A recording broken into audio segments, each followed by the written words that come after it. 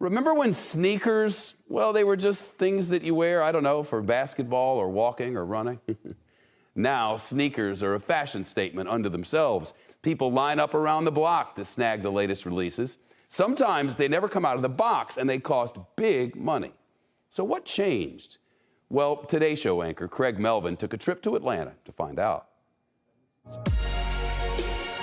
$80 billion has never looked this good. Sneakers are a massive global industry set to jump over the $100 billion mark in a few years. Definitely a classic shoe. And whether you're chasing Michael Jordan's ones or Kanye West's Yeezys or something totally original, one of the top stores in the world is Wish in Atlanta. Down to the sneaker room, where the magic happens. It's also one of the few to be owned by a woman, founder and owner Lauren Amos. What does it say about our society? The sneaker industry has become booming business. It says that our society is finally looking at places that are worth looking. There's so much amazing culture and creativity that's coming out of sneakers that people are finally paying attention. I mean, it's become high fashion. Like, it's Totally. just, we went from like the Air Force Ones to this. I think mainstream America realizes the beauty and importance of this culture, and they want a part of it. What makes a good sneaker? The story behind it, either the designer's story behind the sneaker or me as a customer, my story behind it, where I was when I got it, you know, my first basketball shoe, I was with my dad at something, you know, like the story that we have, it's nostalgic. I think the colorways, the materials. One collector with decades of those stories is Grammy-winning rapper and one half of hip-hop duo Run the Jewels, Killer Mike. He first became a sneakerhead while growing up here in Atlanta. When I saw those Air Maxes, I was just like, oh, this is it. This is what I want. And I remember just begging my grandmother, and her was like, absolutely not. In the studio and on stage, he's had an inside perspective on how music has been a front line for fashion. And hip-hop has been the greatest free advertisement for sneakers ever.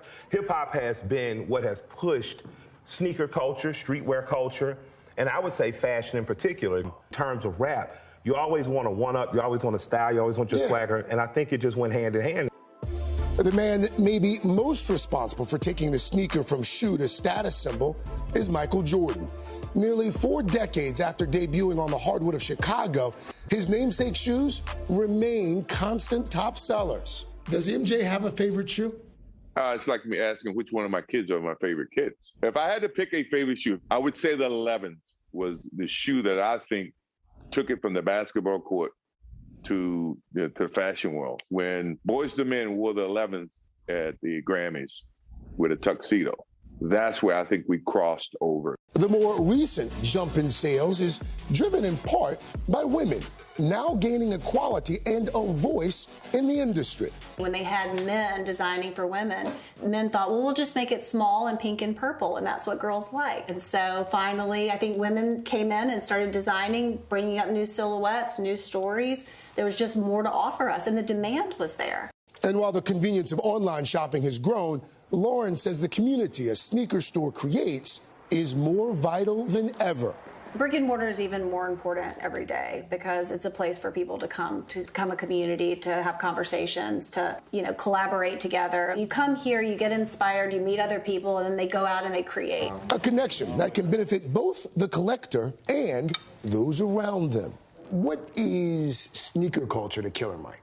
It drove me to get good grades, because my aunt said as long as you get good grades, I'll keep your feet fresh. It makes me a better father because it gives me something to interact with about my kids. It keeps me romantic with my girl because I don't buy dope sneakers without buying her some too.